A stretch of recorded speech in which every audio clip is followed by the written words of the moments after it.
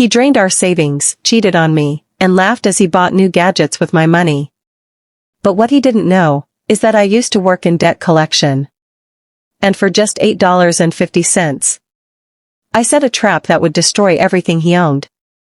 If you've ever been betrayed by someone who thought they'd never face the consequences, buckle up. This isn't just a revenge story, it's a masterclass in karma. Hit that like button, subscribe, and get ready, because sweet justice is on the way. When I first met him at university, he was everything I thought I wanted. He was charming, driven, constantly surprising me with flowers, books, and little things that showed he was paying attention. He worked part-time, studied hard, and seemed like he had ambition. But over time, the mask began to slip. First, it was little things. He skipped a few classes, saying he needed mental health days. Fair. But then he stopped going altogether. His job? Gone. Fired for missing too many shifts. And while I was busting my ass doing double shifts just to keep us afloat, he was at home, glued to his Xbox or surfing forums all day like a basement philosopher. And the house? It was like living with a teenage boy. Dishes stacked for days. Laundry? Forget it. He'd walk over a pile of clothes 10 times before realizing he was out of underwear. I tried to talk to him. I begged him to see a counselor. I excused it as stress, as burnout, as anything but what it really was, laziness and entitlement. But the breaking point wasn't even that.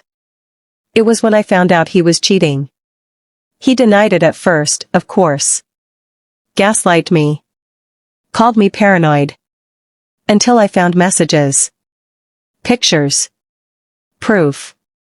I kicked him out that night.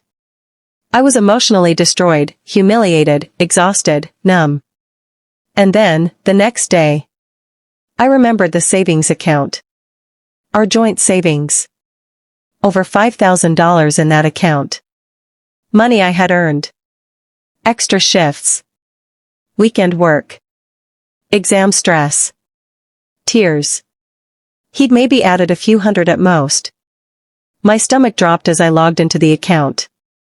Zero. He'd drained it all and moved into a new flat, with her. I called the bank. They were sympathetic, but he was authorized on the account. Technically, it wasn't theft. I went to the police. Same answer. Joint account. Not a crime. They told me I could try civil court, but I'd likely spend more on fees than I'd ever recover. Then I saw his forum posts. He was bragging about his new gaming rig. New TV. New consoles. The guy who couldn't hold down a job was now acting like he'd hit the jackpot. No apology. No remorse. Just ego. And that's when something inside me snapped. I'm not a vengeful person by nature. But in that moment, I wanted justice. I wanted payback. And then, I remembered something he had said months earlier, while laughing with pride. He had old debts. Thousands. But he hadn't made a payment in years, and they were almost statute barred, just a few months to go. For those who don't know, in the UK, after 6 years of no payment or contact, debt becomes statute barred. That means the money's still owed, but creditors can't take you to court for it. No legal enforcement. He was smug. So close to escaping it all. But what he didn't know was this. One small payment resets the clock. And I used to work for a debt collection agency. During one summer at university, I worked temp for a debt collection firm. The job was miserable, but I learned a lot. Most importantly, I knew how creditors think. I knew their systems. I knew their loopholes. And I still had all his debt paperwork, because by the end of our relationship, I had been handling everything. So, I made a few calls. I told the creditors I wanted to make a small payment on behalf of a friend. I never claimed to be him, that would be fraud. But they were allowed to take money. I paid the minimum possible, around £1 on each account. One creditor had a minimum of $1.50. Total cost? $8.50. I also casually updated them on his new address. His new flat. His parents' home. I knew they couldn't officially change the account address without verification, but they'd flag it. And if they got a match through their tracing systems, they'd act. And then? I waited. A few months went by. Silence. Then his forum posts changed.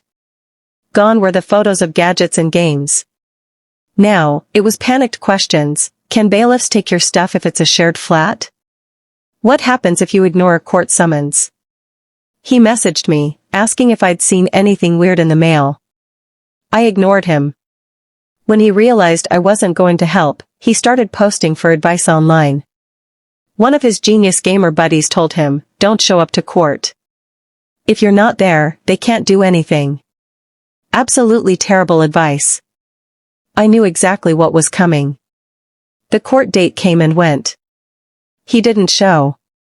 And within weeks, the bailiffs were at his door. He posted photos of his now bare flat. TV? Gone. Consoles?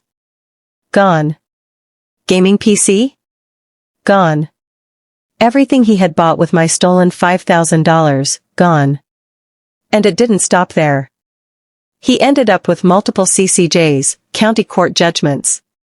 For anyone unfamiliar, that's a death sentence for your credit in the UK. Want a loan? Denied. Mortgage? Not a chance. Want to rent? Most landlords run credit checks. He was now a financial leper. Oh, and guess what? His side chick? The one he moved in with? She dumped him. No money. No toys. No prospects. I never got my $5,000 back. But I got something far better. Justice. That money bought him plastic and pixels. But $8.50? That bought me peace, and the long, slow, satisfying sound of karma knocking on his door. If that revenge story gave you goosebumps, smash that like button. Tell me in the comments, what would you have done? Have you ever wanted to serve karma cold? And don't forget to subscribe for more stories where the bad guys get exactly what they deserve. Until next time, stay sharp and stay petty.